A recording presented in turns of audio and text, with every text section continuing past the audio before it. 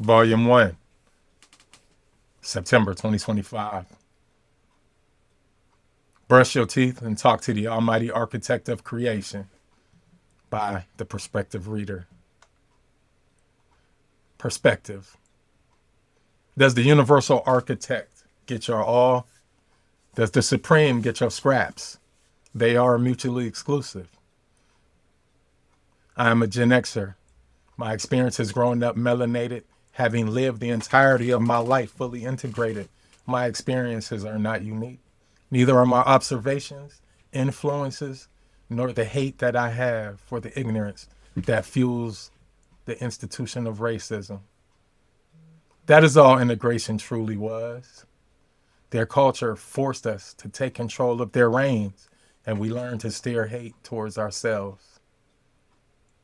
Civil rights was dreamed of, and on the surface, they were all achieved. The difference of my perspective is that I add real-time witnesses to the intercultural attempts at assimilating to the side of caucasity. Caucasity is the inherent audacity of white privilege, Caucasian audacity. You will hear melanin. That is the global, worldwide collective of melanated individuals.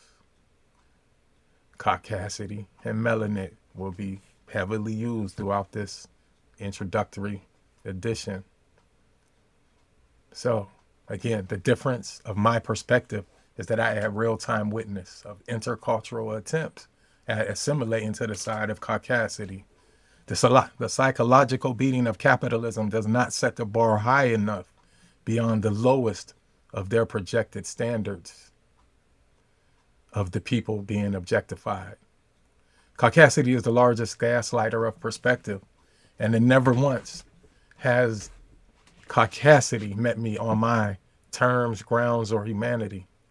I witnessed one of society's attacks on masculinity in the late 1970s after COINTELPRO was exposed and had supposedly was done away with.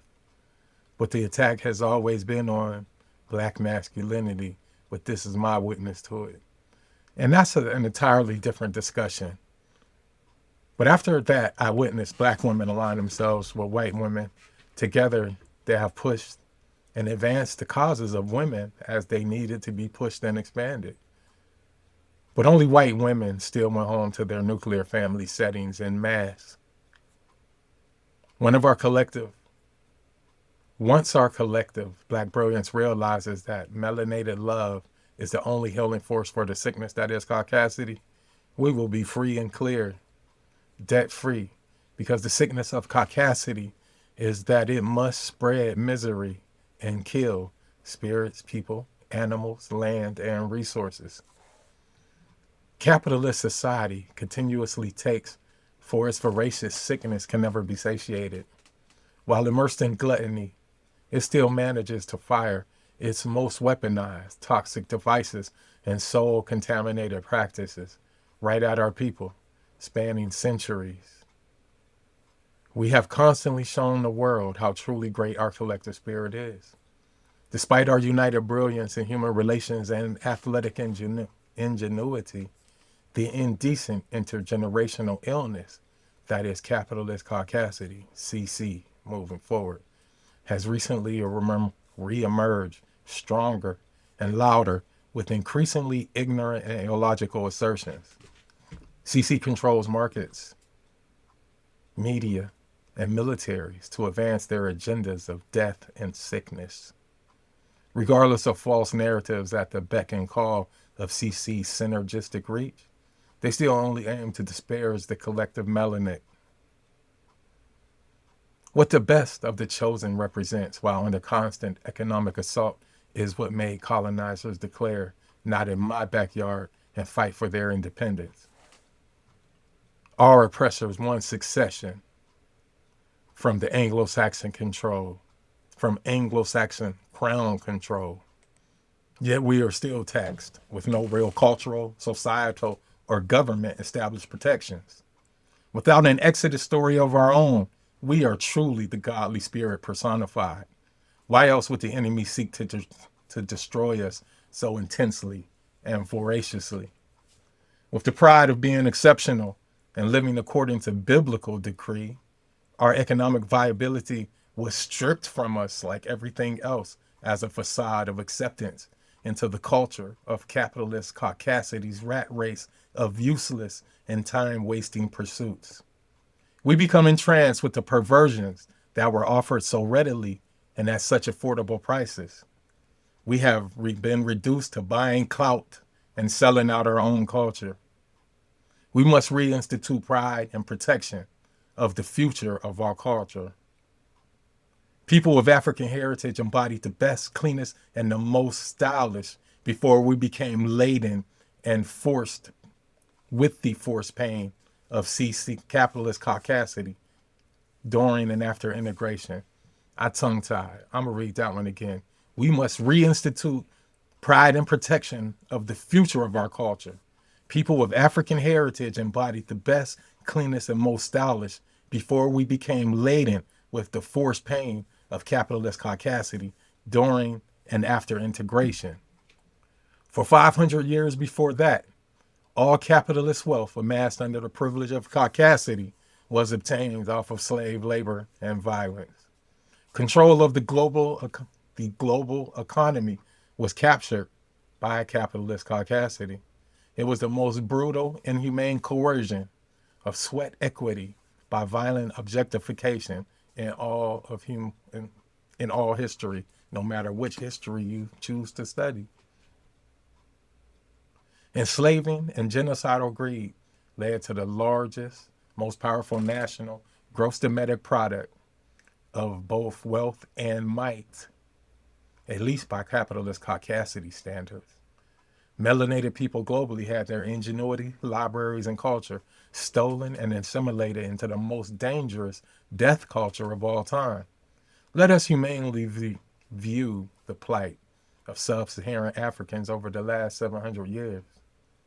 Our names, culture, history, spirituality, family, freedom, and inalienable human rights were brutally stripped from us.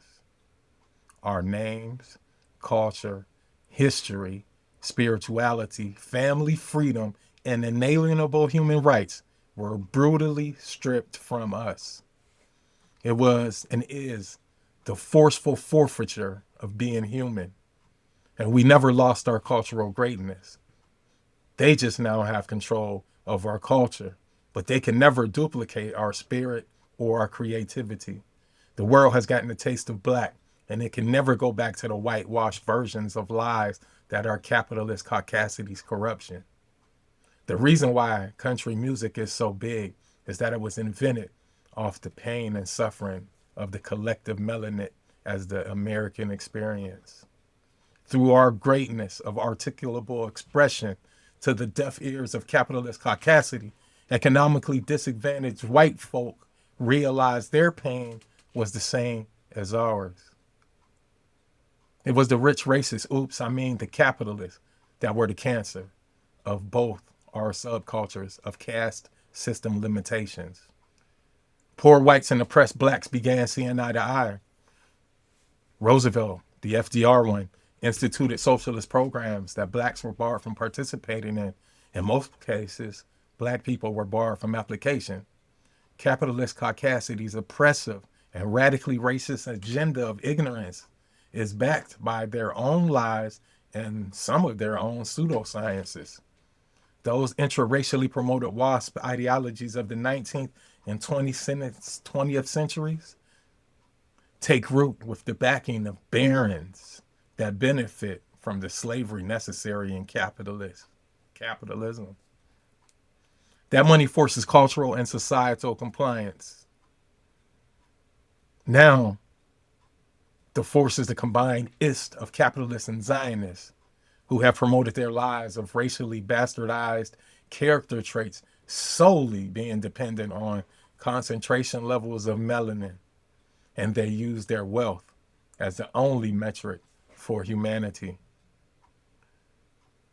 Prioritizing these lies in news programming, music, and movies Capitalist caucasity has done it through all mainstream media control and collusion. Collusion. Their goal was mainly aimed for misdirection, and it is largely achieved. Capitalist caucasity has kept us focused on putting band-aids on bullet wounds while distracted by the stupidity disguised as choices. We never seek who is holding and firing the gun or selling the band-aids. And that is what is keeping humanity and human relations in disarray. It is the misdirection of being shot by the same person selling us the band-aids that keeps us in perpetual sickness. So country music is now glorified after it was assimilated into capitalist caucasity's culture as one of their own inventions. And as with all things, they are now the self-appointed controllers and implementers of racist standards and controls. While their programming specialists simultaneously kill black love songs, and the reason we can't have more love songs in black music and black culture and black programming, we only get the bombardment of the aforementioned agenda because black love would heal black culture. They keep pushing on our youth all of societal sicknesses and immoralities of evil. The establishment cannot have melanated nuclear families going back into harmony with God, with life, and with each other. So regardless of the construct of race, we reach our godly form in unison as we are created in pairs. It is both XX and XY chromosome pairs that unite and harmoniously become the creative engineers of both life and legacy. It is truly going half on the baby while securing for it a future, one might ask. Then why is the target on the backs of the original people so large? Simply put, it is to keep us from seeking God in our relationships first, and it is to prevent us from walking in our godly path and our godly form. And it really seeks to prevent us from walking in our godly form united in the godly peace and the godly love. So in relationships, that means both happy wife, happy life, and it means a happy man is God's plan. And they are both required for commitment to union that is built in God. It is me over we. Most of the time in relationships that don't work, that one person gets tired of the other person's bull crap. In a healthy relationship, everyone should be granted a safe space, free of abusive love and the denial to add more toxicity into our spirits. There are healthier relationship alternatives, I hope. At least there should be. Relationships that promote self-care are truly the best. This grace to self and grace to other is required if each solo half can commit to the full authentic we and build together. As long as it is not bastardized and disguised as capitalism over commitment, then the two can pour into the unity of the holistic completion that godly unions should be. To prioritize the we over the me, trade-offs in happiness by lessening preconceived expectations will facilitate more harmony. Are y'all, I gotta hit it one more time. Then the two can pour into the unity of holistic completion that godly union should be. To prioritize the we over the me, trade-offs in happiness by lessening preconceived expectations will facilitate more harmony. Communication and comprehension are crucial because when that is achieved, community happens, it thrives, and it inspires.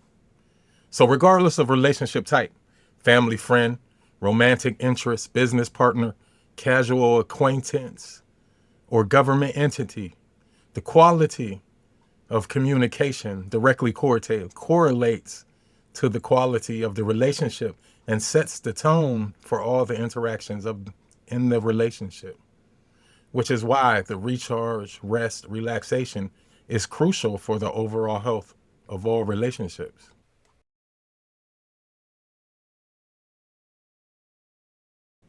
Now, there's a couple key considerations here that I was not trying to bog everybody down with the weight of this first issue. But societal and government coalitions have continued to the process of constantly demonizing our ingenuity, all after intellectual, bodily, spiritual property was stolen, marketed, and profited from greatly by our oppressors. This is the craziest lingering burden of backstabbing caucasity and its intergenerational ties to slavery. So, after systematic obligations to the plantation contract, our creative genius is sold for a sharecropper's penance for capitalist caucasity and its systems. We have another principle of capitalist caucasity emerging here. It is the forced compliance to contractual obligations. Oppression often views laws as suggestions when applied to self, so they freely break it, and often without consequence. It is the process in which the cultural digestion and assimilation of the vulture, which is remarketed as an eagle, to, and that supposedly makes it more appealing to us. But in all essence, it is the guilt-free plagiarizing, fortified GMO bullshit that capitalist caucasity has historically excreted. We must break this cycle and become the united ministers and teachers of our households and communities. We must make that culturally and socially accepted. All kids should be preacher kids, regardless of how you view God or how you worship God. My quest is building with a God that is not capitalist, and we must start marketing our own approaches to radical free thinking about all things, especially spiritual matters. Going against the grain is not something that white inferiority disguised as privilege can handle. Going against the grain is not something that white inferiority disguised as privilege can handle. It must be the love of their money and being welcome into their sickest of cultures en masse that most of us chose to hand our branding, marketing, and creativity over to the sickest plantation owners of industry. Through the promotion and attraction of social sickness, capitalist caucasity continuously dictates that we hand in our dreams, especially that of an exodus, all in order to keep cohabitating in their sickly compound for indentured servitude. Ignorant racists who deny profit and promote sickness to us now want to unhitch from the collective melanin, and so very badly. I say let them go in peace, but we demand our peace also. They will not be allowed to return in ignorance this time to disrupt us again. Let us build freely and be to our own vices, devices, and whatever so may entice us. We truly need nothing inherently capitalist caucas. Nothing. Let me start that one again. We truly need nothing inherently capitalist caucasity except to bring with us the knowledge of them. Their white-wielding Suge Knight business approach to worldly influence should get them what they gave Suge. He is the most American of businessmen by far. So if he must pay for his crimes, then what does America owe? In less than 300 years, the lies and ignorance of racism has us here again.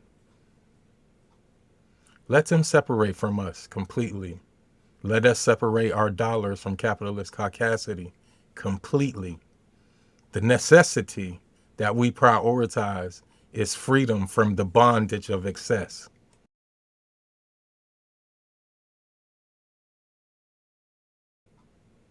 And let them eat, sow, tend, and work for, care for, and build without the appropriation and assimilation of melanated ingenuity, resolve, and genius. And we will do for ourselves and peacefully, because we are whatever we need to be, from the inner projects to the Fortune 500 boardroom. Thank you for sending so many of our brilliantly educated mothers back home to the communities with your racist practices. Perspective 2, waiting for others to see the necessity. should never limit planning nor execution. Some, perhaps most, will not actively respond to the call to think freely. Lost causes are not lost for a lack of aptitude. They are those with the deepest bonds to slave diets, mentalities, and bootlicking cults. They are already too persuaded by the sickness of society's offerings to even consider that their mindset is bonded to oppression. The path for them to find the love of self is the same for all of us. It is talking to God and being still. When you can envision, see, and achieve godly purpose, that is a great feat of acclaim. Truly knowing God, the Creator, is to know both peace and love. There are no positions of any professed love for God that does not favor all of humanity. God is not secondary to allegiances, alliances, nationalism, patriotism, money, racism, capitalism, Zionism, or any other cultish sects. God is not on the side of chattel slavery, nor on the side of genocide. Some of the most indoctrinated, melanated MAGA conservatives of racist practicums, most of the relationships that are built on finances and fashion, and those who believe the narratives of mainstream media are some of the most heavily bogged down by intergenerational Stockholm syndrome and servitude to racist capitalism. This lingering sickness resulted from the most brutal societal ties to slavery and programmed institutional contempt during Jim Crow. This rewriting of history, since they are rewriting history, let us stop associating with black as bad. White death or rusty gold. My vote is for rusty gold. Rusty gold is Rusty is the whitest nickname ever, and seagulls or gulls can be quite the nuisance. Him, Gents Crow, is now rebranded as Rusty Gold. Rewrite. This lingering sickness, slavery to capitalist ideology, resulted from the most brutal societal ties to slavery and programmed institutional contempt during Rusty Gold. I like it. I'm sticking with it. I have to hit you with the sentence again since I said slingering. My tongue is heavy. I haven't done any public speaking since January. That was the last time I gave a sermon. And the beginning of February, I had my application packet for application into the priesthood. And I had the unfavoring revelation that there's no way that I can, in good conscience, do it. I believe that organized religion does not equate to God, and it actually keeps us from our godly purpose. So that sentence again. This lingering sickness, slavery to capitalist ideology, resulted from the most brutal societal ties to slavery and programmed institutional contempt during the period of Rusty Gold. The lost causes never account for causality. Lost causes brainwash people who just can't see anything beyond their perspective, never account for the reason behind the metric that they just affirm and repeat. But there was a time when gratitude was required in our hospitality. Now service workers are among the most mistreated in our society. Gratitude is now a veritable unicorn. It is both rare and mystic. Manners have been taught to us early on, and there was a realized respect for our elders that was culturally and socially encoded. Our parents corporally punished us. It was not as an extension of slavery for most, but as protection. It was the installation of restraint, while in the seemingly immortal face of racist systems and principalities that are capitalist caucasity.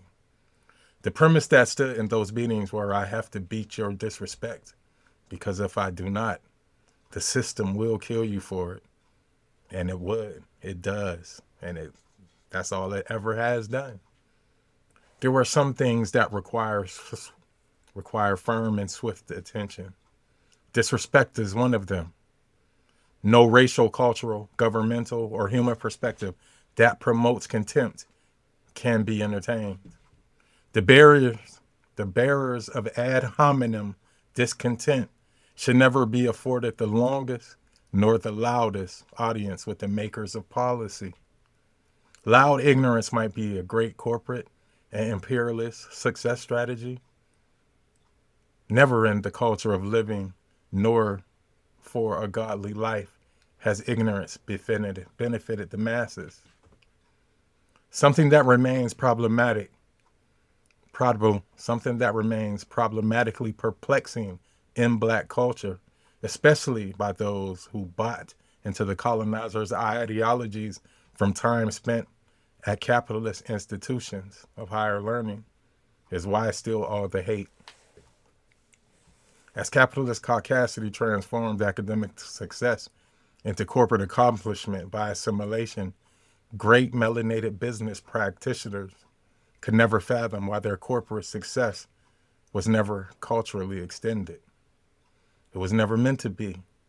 And melanated kin kept dying to systems, principalities, and institutions that were beholden to the one in the position to make change. And they were dying frequently, too, at the hands of authorities. The systems born of slave catching that made being born melanated criminal would cover it up after investigating itself. Melanated organizing was always our best attribute. Women started shifting the culture and filming everything, and filming the police was born. Since Colin Kaepernick took a knee on the sidelines of America's biggest sports stage, the facade of ignorantly mighty by the authority of being white was fully exposed, and it is crumbling. And may that cookie crumble with great speed. Magna cum celiteris. I took Latin in 9th grade. If you didn't know, your boy always been about that life. But that's just another colonizer language, for real, for real. There's nothing about that. I'm more proud of my spirituality and my return to blackness and all things in my life than I've ever done for any capitalist achievement that most people herald and celebrate. So in finishing up, for others, that same corporal punishment was the lingering stronghold of the greatest intergenerational miscarriages of justice. It is the greatest cultural assertion of the capitalist, colonist, racist brutality. It is as legally written as the fabric that has been societally woven and adorned. It is the persistence of emotional captivity's legacy that was born out of chattel bondage. In reality, violence is the most Eurocentric behavior that any person, culture, society, or nation can express. Aside from law, there has always been a broader set of regulations that stripped non-Eurocentric people of legal protections and reinforced the racial institution of caste.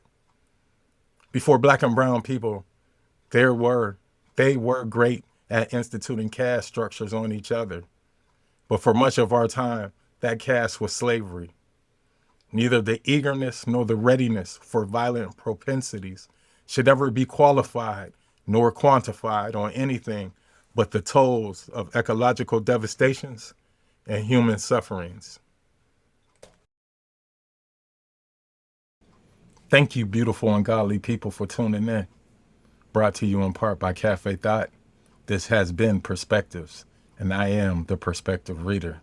I would love to leave you with this thought.